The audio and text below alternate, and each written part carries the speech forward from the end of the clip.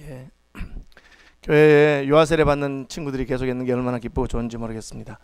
지난 주간은 성령 강림절이어서 제가 오순절 신약교회 성령이 임하신 것에 대해서 설명드렸습니다. 우리가 오순절 이후의 교회로서, 신약교회로서 하나님의 성령의 역사에 대해서 무지한 것은 참 비극이고 슬픈 일이라고 하지 않을 수 없습니다. 마치 유대인들이 아직도 메시아를 기다리고 있는 것이 얼마나 어처구니가 없는 일입니까? 우리가 이제 신약교회, 성령께서 오신 교회에 속해 있기 때문에 이제부터 우리는 언제든지 성령의 능력과 힘을 의지하면서 살 수가 있는 것입니다. 오순절 성령이 예루살렘 교회에 임한 것과 오늘 본문 바로 앞에 있는 누가복음 3장에 예수님이 성령 받으시는 장면은 아주 유사한 점이 있습니다. 첫째로 예수님께서 요단강에서 요한에게 세례를 받으시고 올라올 때 성령께서 임하셨는데 형체가 있었습니다. 성령은 영이시기 때문에 형체가 없죠. 바람이 임의로 불매, 어디서 와서 어디로 가는 것을 알지 못하는 것처럼 성령도 영이시기 때문에 보이지도 않으시고 어디로 와서 어디로 가는지를 알지 못하는 것이 정상적입니다.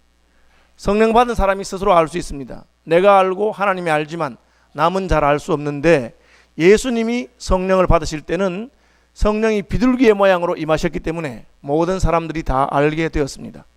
왜 성령께서 비둘기의 모양으로 임하셨습니까? 그것은 모든 사람들이 알도록 하나님께서 증거하신 것입니다. 내 아들 예수에게 성령이 임한다 하는 것을 증거하신 것입니다. 똑같은 일이 오순절 예루살렘 교회에도 있었습니다. 예루살렘에 모여서 마가의 다락방에서 기도하기를 힘쓰던 120명의 형제자매들에게 성령이 임했는데 불의 혀와 같이 갈라지는 모양이 있었습니다. 불의 혀와 같이 갈라지는 모양이 각 사람 위에 있었습니다. 모든 사람 위에 불의 혀와 같이 불꽃 같은 형상이 다 있었습니다. 왜 그렇습니까? 하나님께서 증거하시기 때문입니다. 이제 예루살렘 교회에 성령께서 임했다는 것을 증거하는 것입니다. 또 공통점이 있습니다. 소리가 있었습니다. 예수님이 성령을 받으실 때 하늘에서 하나님 아버지께로부터 소리가 났습니다. 이는 내 사랑하는 아들이요 내 기뻐하는 자라. 하나님께서 사랑하시고 예수님을 기뻐하신다고 증거하셨습니다. 이 소리를 통해서 많은 사람들은 예수님이 하나님의 아들이시며 메시아이시고 우리를 위한 구주이신 것을 다 인정하고 알게 되었습니다. 예수님이 성령 받으시는 장면은 예수님이 이제 메시아로서의 사역을 시작하신다는 취임식과 같은 것입니다. 대통령 취임식을 왜 온 국민이 다 알도록 합니까? 이제 새 대통령이 왔으니까 그분의 통치가 시작되었다는 것을 알리는 것과 같습니다. 오순절 예루살렘 교회에 임한 성령도 꼭 같습니다. 소리가 있었습니다. 급하고 강한 바람, 급하고 강한 바람이면 태풍이겠죠. 태풍과 같은 혹은 폭풍과 같은 바람과 같은 소리가 있었습니다. 급하고 강한 바람 같은 소리가 있었습니다. 그래서 예루살렘 교회가 시작될 때나 예수님의 사역이 시작될 때나 같은 점이 있는데, 성령께서 오셨는데 그 성령께서 오신 것을 공개적으로 하나님께서 만천하에 알리셨던 것입니다. 왜 그것을 알리십니까? 그것은 앞으로 예수님의 뒤를 따르는 모든 사람들, 앞으로 신약교회에 속해 있는 모든 교인들은 성령의 역사로 말미암아 행하고 성령의 역사로 말미암아 살아야 할 것을 가르쳐 주신 것입니다. 예수님 혼자에게만 특별한 것이 아니라 예수님의 발자취를 따르는 모든 사람들에게 그것이 필요한 것을 보여주신 것입니다. 신약교회 모든 신약의 그리스도인들이, 오고 오는 세대의 그리스도인들이 성령 충만함을 받아야 된다. 이 약속은 너희와 너희 자손과 모든 먼 데 사람, 곧 주 우리 하나님이 얼마든지 부르시는 자들에게 하신 것이라고 하신 그 약속의 성취가 시작된 것을 보여주는 것입니다. 예수님이 성령 받으신 것은 이제 메시아로서 사역을 하시는 것입니다. 메시아의 사역은 크게 두 가지라고 할 수 있는데, 하나는 우리를 대신해서 우리가 할 수 없는 것을 하신 것입니다. 이를테면 아담 하와가 사탄에게 시험을 받아서 실패했습니다. 그 실패를 돌이킬 수 있는 것은 우리 중에 아무도 할 수 없습니다. 예수님만이 할 수 있습니다. 죄 없으신 예수님께서 사단에게 재시험을 치른 것이죠. 시험에 한번 떨어지면 새로 시험 치는 것인데 우리는 아무리 쳐도 떨어질 수밖에 없으니까 온전하신 예수님이 재시험을 치르신 것입니다. 또 하나는 무엇입니까? 우리의 모범으로서 앞으로 우리가 어떻게 살아야 하는가를 보여준 것입니다. 그런데 우리를 대신해 사신 것은 우리가 어떻게 살아야 하는 것과 연결되어 있습니다. 예수님이 우리를 대신해서 무엇을 하셨기 때문에 우리는 예수님이 가신 그 걸음을 따라갈 수 있는 사람이 된 것입니다. 예수님이 우리를 대신해서 하지 않았다면 우리는 우리 힘으로 아무리 노력해도 예수님처럼 살 수가 없습니다. 예수님이 우리를 대신해서 십자가를 지셨습니다. 우리 중에 아무도 예수님처럼 십자가를 질 수 있는 사람은 없습니다. 그러나 예수님이 십자가를 졌기 때문에 우리는 예수님을 따라서 십자가를 지는 삶을 살 수 있습니다. 누구든지 내 제자가 되려거든 자기를 부인하고 자기 십자가를 지고 나를 따를 것이니라, 그렇게 말했어요. 인생이 왜 십자가를 지겠습니까? 가능하면 십자가를 멀리하고 거부하는 것이 인생입니다. 그런데 예수님께서 날 위해 십자가를 지사 나를 구원하시고 그 은혜와 그 사랑을 받고 나니까 나도 주님을 따라가면서 십자가를 지는 삶을 살고자 하는 마음이 생기고 살 수 있는 능력이 생긴 것입니다. 우리가 다른 사람을 위해서 죽는 삶을 살 수 있겠습니까? 살 수 없습니다. 나를 위해 살지 어떻게 남을 위해 살겠습니까? 그런데 예수님께서는 그가 우리를 위하여 목숨을 버리셨은즉 우리가 이로써 사랑을 알고 우리도 형제를 위하여 목숨을 버리는 것이 마땅하니라. 우리도 형제를 위해서 목숨을 버리는 삶을 살라고 가르쳐 주는 것입니다. 이것이 예수님께서 우리를 대신해서 하신 그 일의 기초에서 예수님을 우리의 본으로 믿는 도리의 사도이시며 대제사장으로 삼을 수 있는 길인 것입니다. 어저께 저희 교회 동서울로에 원로 장로님 몇 분이 오셔서 저하고 잠깐 교제한 적이 있습니다. 나이 많으신 분들이니까 저희 교단의 옛날 이야기들을 잘 알고 계시는데 잠실중앙교회에서 옛날에 있었던 에피소드 하나를 제게 말씀해 주었습니다. 어떤 이야기냐 하면 잠실중앙교회가 그 강남이 개발될 무렵에 거기 아파트 상가에 땅을 사고 예배당을 짓고 이제 교회가 막 성장하고 부흥하려고 하다가 교회가 시험이 들었습니다. 그래서 목사님하고 장로님하고 싸우기 시작했습니다. 그냥 싸우는 게 아니고 맥살을 잡고 싸우고 주먹질하고 그렇게 했습니다. 그런데 이 목사님은 성격이 보통 분이 아니라서 장로님이 한 대 때리면 자기는 두 대 때리는 그런, 그러니까 이게 무슨 뭡니까 이게. 그러니까 이제 막 교회가 엉망이 됐죠. 그날도 목사님이 설교하러 올라갔는데 장로님이 또 맥살을 잡았습니다. 그러니까 또 이제 주먹질이 시작됩니다. 그걸 보고 있던 그 강도사님이 중간에서 말렸습니다. 그 강도사님이 누구냐면 정주채 목사입니다. 아시죠 여러분? 은퇴하신 후에 잠실중앙교회 담임 목사님 되신 분인데, 근데 이제 말리니까 장로님이 그 말리는 정 목사님 조그만하잖아요. 옛날에는 아주 말랐습니다. 조그마한 그 이제 강도사님 얼굴도 한 방 쥐박았습니다. 그러니까 이제 쥐박았으니까 다시 반격이 올 걸 기대하는데 이 강도사님이 한 대 맞고는 아무 소리 않고 그냥 가만히 있습니다. 그걸 온 교인들이 다 봤습니다. 어쨌든 교회가 시끄러워지니까 노회에서 개입해서 목사님은 교회를 사임하시고 장로님은 벌을 받았습니다. 그리고 이제 후임 목사님 모셔야 되는데 그때 교인들이 우리는 다른 목사님 필요 없다. 설교 잘하는 분도 필요 없고 능력 있는 분도 필요 없고, 그때 그 강대상에서 한 대 맞고 가만히 있던 그 강도사님 필요한, 맞고 가만히 있다는 거예요. 그래서 제가 참 마음에 좀 감동이 되더라고요. 정주채 목사님 참 우리가 존경하는 목사님이시잖아요. 잘하시고. 그런데 어떻게 맞고 가만히 있을까? 여러분 맞고 가만히 있겠습니까? 저는 맞으면 두 대 때릴 사람 같아요. 그런데 왜 가만히 있습니까? 하나님의 성령께서 우리 마음에 은혜를 주신 것입니다.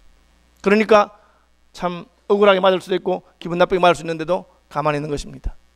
그것이 예수님께서 가르치며 예수님께서 가신 길입니다. 그렇죠. 예수님을 잡아서 죽이려고 하는 자들이 왔을 때 베드로는 참지 못하고 칼을 뽑아서 말고의 귀를 쳤습니다. 그러나 예수님은 그렇게 하지 말아라. 칼을 쓴 자는 칼로 망한다. 내가 힘 자랑하려고 온 것 아니지 않느냐. 그렇게 해서 어떻게 아버지의 뜻이 이루어지겠느냐. 아버지께서 내게 주시는 잔을 내가 왜 마시지 않겠느냐. 그렇게 말씀하셨습니다. 성령 받으신 예수님께서 하신 것이 무엇입니까? 광야에 가셔서 시험을 당하신 것입니다. 오늘날 많은 사람들이 성령 충만 받기를 원합니다. 성령 충만 받기를 원하는 것은 나쁜 것도 아니고 귀한 것입니다. 받으면 다 좋을 것입니다. 그런데 문제가 하나 있습니다. 왜 성령 충만함을 받으려고 하느냐 하는 것입니다. 왜 성령 충만 받으려고 합니까? 나는 성령 충만 받아서 큰 능력을 가지고 귀신을 쫓아내고 병도 고치고 기적을 행하고 그렇게 해서 사람들 앞에 자랑하고 싶고 신나하고 싶어서 그렇게 하십니까? 그것은 잘못된 동기인 것입니다. 예수님이 하나님께서 직접 비둘기 같은 성령을 보내시고 하나님이 직접 내 사랑하는 아들이요 내 기뻐하는 자라고 자랑하시고 칭찬하셨습니다. 첫 번째 하신 일이 무엇입니까? 광야로 가셔서 40일 동안 굶으면서 사탄의 시험에 예수님을 던져주신 것입니다. 왜 그렇습니까? 그것은 아담 하와가 실패한 시험을 예수님이 제 시험을 보시기 위한 것입니다. 예수님은 앞으로 인간처럼 살아야 되는데 인간을 대표해서 사는 분이기 때문에 인간의 삶 가운데는 시험이 없을 수 없다는 것을 아셨습니다. 여러분, 인생살이에 시험과 고통과 시련이 없으리라고 기대하는 것은 어리석은 것입니다. 세월이 지나가면 다 깨닫게 됩니다. That's life. 인생이 그런 것입니다. 항상 굴곡이 있고 좋은 날에도 슬픈 것이 있고 슬픈 날에도 기쁨이 있고 그게 섞여 있는 것입니다.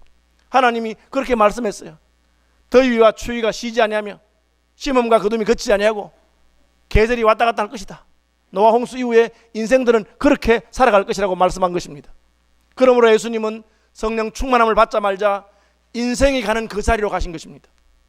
하나님이신 예수님은 시험 받으실 필요가 전혀 없습니다. 하나님은 아무도 시험하지 아니하시고 친히 시험 당하지도 아니하신다고 야고보서가 분명히 말했어요. 예수님이 하나님으로서의 자기의 권리를 주장하셨다면 시험 받으실 필요도 없고 시험 당하지도 않으십니다. 그러나 사람이 되셨기 때문에 저와 같은 여러분과 같은 사람의 자리에 있었기 때문에 사람이라고 하는 것은 일생 동안 시험이 있을 것입니다. 목사가 된 지 수십 년이 지나면 유혹도 받지 아니하고 시험도 받지 않는다고 생각하십니까? 절대 아닙니다. 죽을 때까지 우리는 돈의 유혹과 이성의 유혹과 명예의 유혹과 별의별 종류의 유혹과 시험을 당할 것입니다.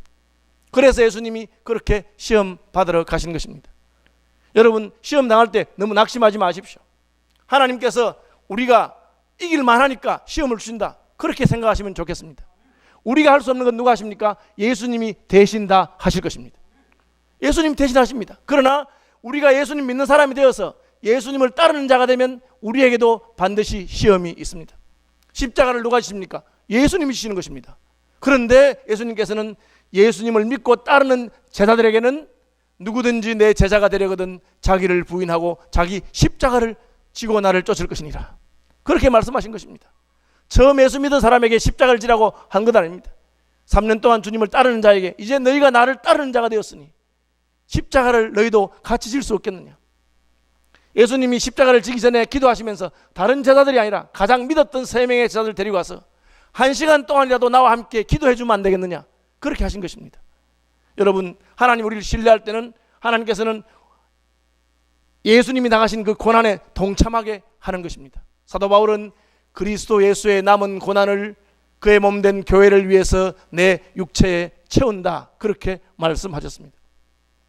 욥을 보면 알 수 있습니다. 사탄은 할 수 있으면 사람을 흔들고 시험하려고 합니다. 그것이 인생의 현실입니다. 예수님이 왜 시험 당하셨습니까? 그것이 사람이기 때문에 그렇습니다. 욥이 믿음을 따라서 하나님을 잘 섬기고 축복을 많이 받았습니다. 사탄은 꼴보기가 싫습니다. 자꾸 하나님 앞에 참소를 합니다. 하나님이 아니야, 욥은 진짜 믿음의 사람이야, 진짜 순전하게 나를 섬겨, 내가 얼마든지 복을 주어도 될 만한 사람이야, 하나님 그렇게 말씀하십니다. 그러니까 사탄이 헤헤 참, 하나님 저렇게 복을 주니까 하나님 섬기는 거지, 복을 딱 끊어보세요.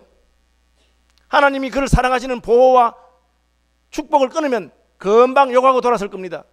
사탄이 그렇게 욥을 흔들고 싶어 했습니다. 하나님께서 그럼 한번 시험해봐라, 나는 그래도 욥을 믿는다. 사탄이 욥을 시험합니다. 그의 모든 재산이 그를 떠나가고 자녀들이 죽고 아내가 떠나고 친구도 자기를 이해하지 못하고 참 말할 수 없는 외로움과 고독 가운데 있습니다. 놀라운 사실은 이 모든 일을 당해서도 욥이 입술로 하나님께 범죄하지 않았다. 주신 분도 여호와시요 취하신 분도 여호와시니 여호와 이름이 높임을 받을 것이다, 하나님을 찬양하게 되었습니다. 놀라운 것이죠. 여러분, 우리는 사탄이 얼마든지 우리를 흔들려고 하는 것을 알 수가 있습니다. 그렇기 때문에 예수님께서는 인생을 흔드는 그 모든 시험 가운데로 들어가셨습니다.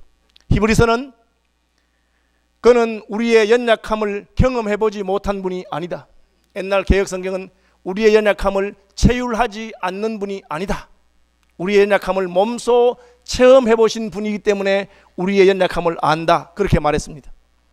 오늘 본문 자세히 보시면 예수님이 3가지 시험만 당한 것이 아니라 40일 내내 시험 당한 것을 알 수 있습니다. 그것도 그냥 당한 것이 아니고 굶으면서 시험을 당했다고 되어 있습니다. 여러분, 말이 쉬워서 40일 금식이지 한 열흘만 굶어 보십시오. 오늘날도 40일 금식하는 분들이 있는데 물은 먹습니다. 예수님은 아무것도 먹지 않았어요. 물을 먹고 금식해도 여러분 일주일 지나고 보름만 지나면 아무 생각이 없습니다. 40일 금식하지만 대부분의 분들은 한 열흘 정도 기도하시고 그 다음부터는 그냥 누워 있습니다. 그냥 힘이 없기 때문에 물 마시고 누워서 그냥 하나님 생각하고 기도하고 하다가 비몽사몽간에 그렇게 시간이 지나는 경우가 많습니다. 40일 굶으면서 금식하셨습니다. 왜? 우리 중에 어떤 사람도 예수님 내 마음 모르실 거야. 예수님 이런 일 당해봤어요? 예수님 내가 당하는 고난이 얼마나 힘든지 모르실 거야.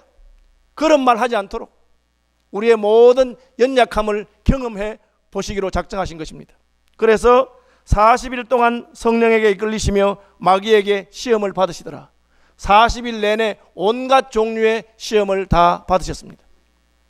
그리고 마지막에 세 가지 시험, 대표적인 세 가지 시험을 더 받으시고 그것을 성경에 기록하신 것입니다. 예수님께서는 어떻게 이 시험을 승리하시고 어떻게 이 시험을 당하셨습니까? 오늘 본문에 보니까 성령의 충만함을 입어 성령에게 이끌리시며 마귀에게 시험을 당했다고 되어 있습니다. 여러분, 예수 믿은 다음에 여러분의 인생에 시험이나 시련이 없을 것을 절대 기대하지 마십시오. 왜? 마귀가 완전히 멸해지고 무저갱에 들어가고 벌 받기 전에는 우리에게는 시험과 시련이 있습니다. 할 수 있으면 택한 백성이라도 흔들려고 할 것이며 우리를 괴롭히고자 하는 존재가 있습니다. 그러니까 아예 마음에 각오를 하시기를 시험이 있다 그렇게 생각해야 됩니다. 여러분, 여기서 있는 목사가 제가 목사가 되기를 경험하고 신학 결심하고 신학 공부를 하고 목사 됐는데 너무나 어이없게도 목사가 되면 앞으로 내 모든 인생에 좋은 일만 끝이 없이 일어날 것이다. 어려운 건 하나도 없고 모든 교인들은 나를 좋아서 그냥 죽고 그럴 것이다. 그렇게 생각한다면 여러분 어떻게 생각하겠습니까? 참 순진한 목사구나. 그렇게 생각하지 않겠어요? 참 순진한 목사구나. 여러분, 그런 일은 없는 것입니다. 다 괴로움이 있습니다. 각각의 주어진 시련이 있습니다. 왜? 아직 하나님의 심판이 임하지 않았고 마귀는 할 수 있으면 택한 백성도 흔들리고 하기 때문에 여러분 그냥 대충 예수 믿으면 시험이 없을지 몰라요. 제대로 한번 예수 믿고 제대로 한번 주님을 섬기려고 마음먹으면 수많은 시험들이 있을 것입니다. 그래서 예수님께서는 성령 충만 받자마자 우리를 대신해서 시험을 당하셨습니다. 그것이 예수님이 하신 일입니다. 저와 여러분을 대신한 것입니다. 여러분, 예수님께 감사하시길 바랍니다. 우리가 당할 모든 시험을 주님이 친히 당하시고 혹 우리가 실패한다고 하더라도 예수님이 이미 승리하셨기 때문에 그분의 승리를 우리의 것으로 주시는 분이십니다.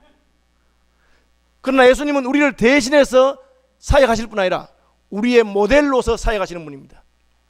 우리의 믿는 도리의 사도이시며 대제사장이신 예수님을 기억하라 그랬어요. 제사장은 죄인을 대신해서 하나님께 나가는 사람입니다. 믿는 도리의 사도라고 하는 말은 본이 되는 사람이란 뜻입니다.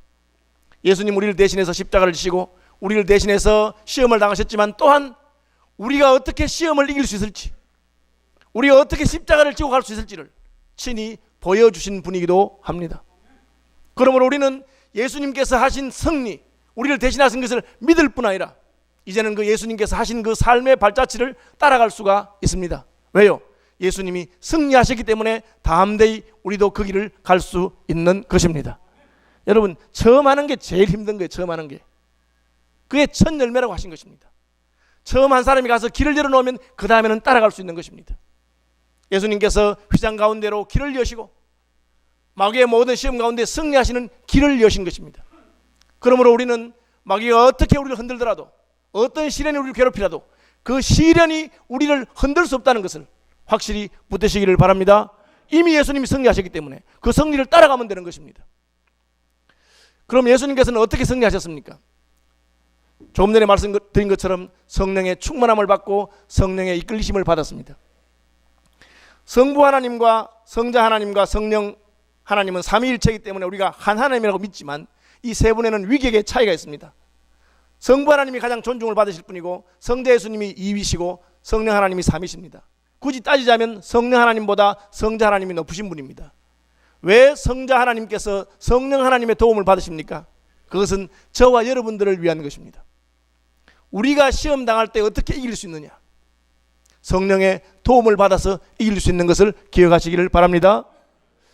어떤 사람이 교회에 와서 예수를 믿게 됐습니다. 이 사람은 착한 사람입니다. 성경 말씀 가르치는 걸 듣고 교회 분위기를 보고 하니까 아이고 예수 믿는 거하고 나하고 딱 맞네. 왜? 나는 원래 착한 사람이니까. 거짓말 하지 말고 착하게 살려고 하는 거 아니냐. 여러분, 그런 수준에서 예수 믿는 거 생각하시면 안 됩니다.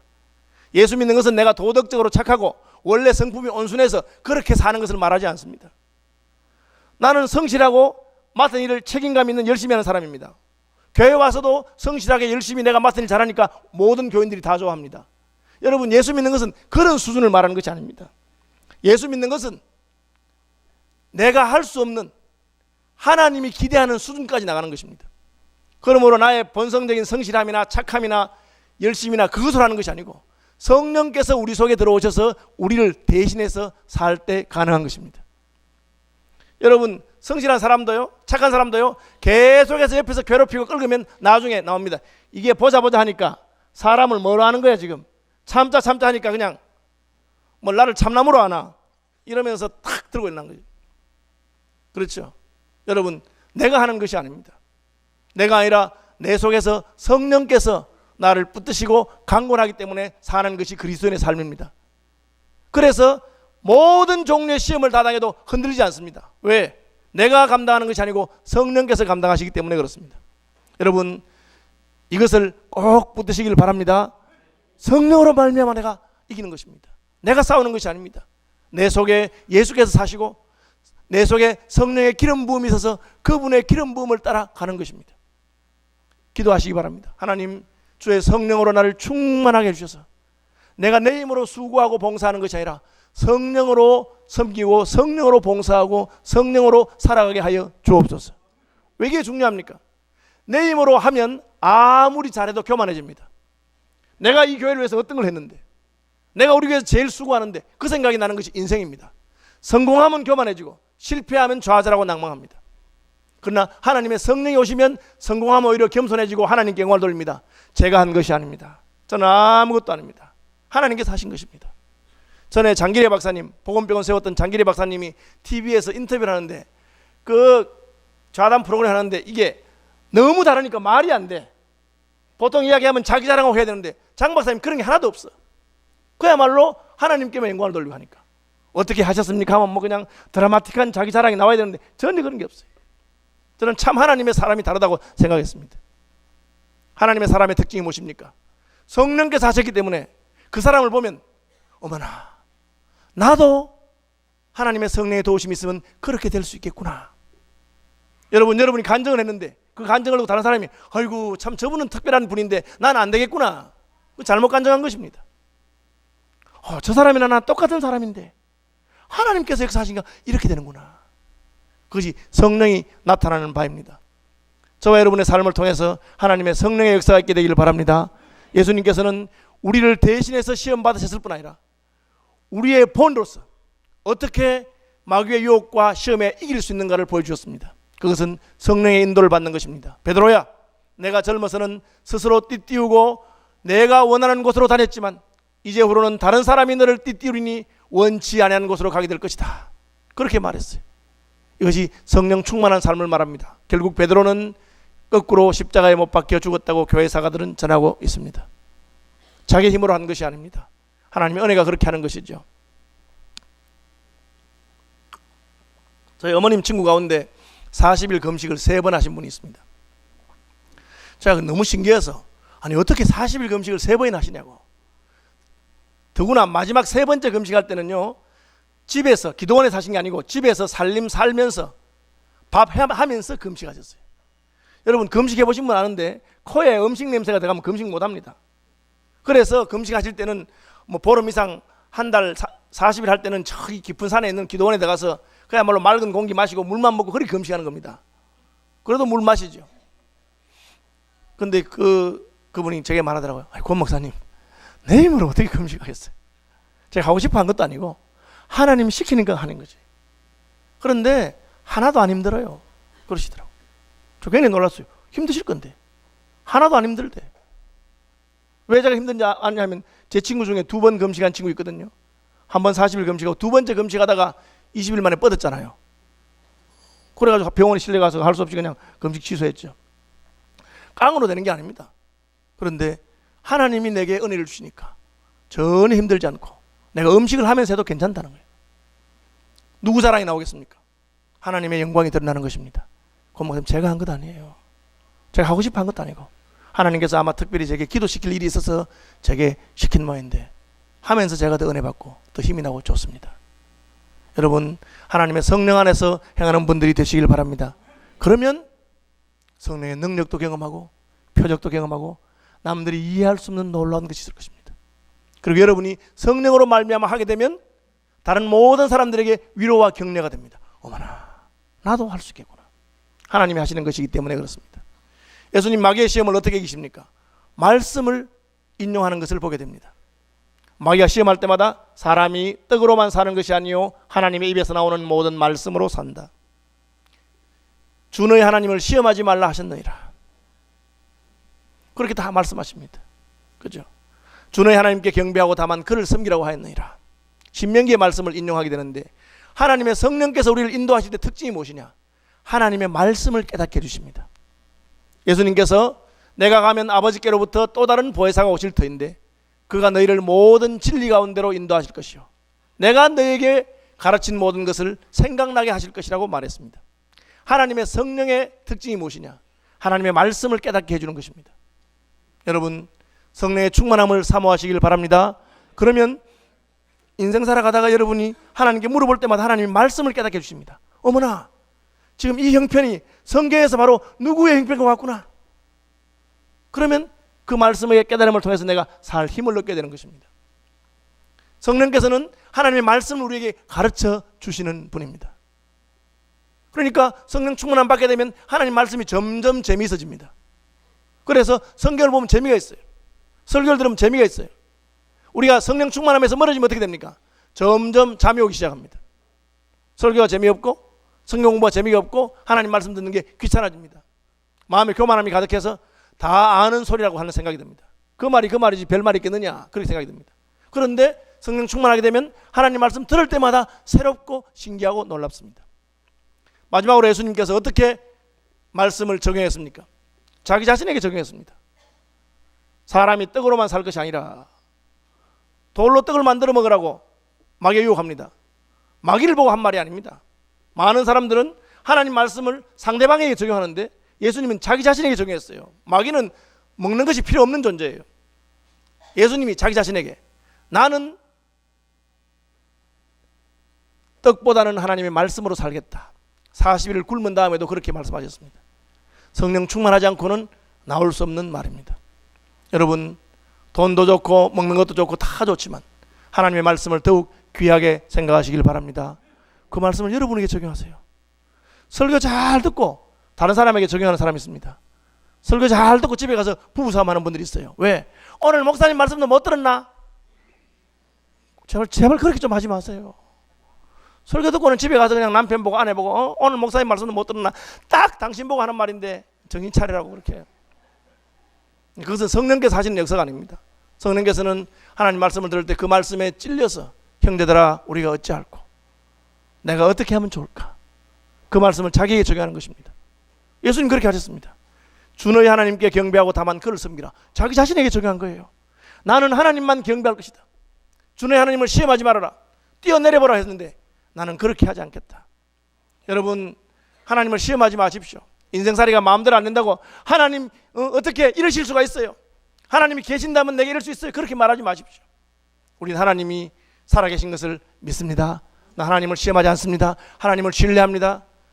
알 수 없지만, 왜 내게 이런 일인지 알 수 없지만 그것이 인생이며 인생의 고난과 역경이 아무리 많아도 마침내 하나님께서는 이 모든 것을 합하여 선이 되게 하실 것을 믿습니다.